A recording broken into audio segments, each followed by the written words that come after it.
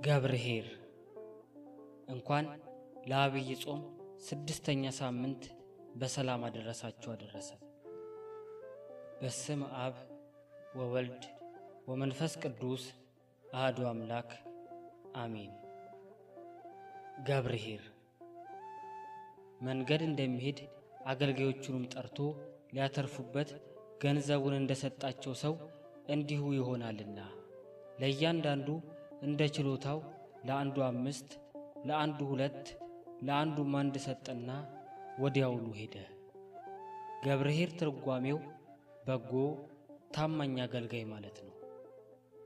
በዐቢይ ጾም 6ኛ ሳምንት ውስጥ የምናነበው ወንጌል የሚያሳስበን ስለ በጎና ታማኝ አገልጋይ የተነገረው ምሳሌ ነው። በዚህ ወንጌል ንባብ ውስጥ ጌታ በምሳሌ አድርጎ በመጨረሻ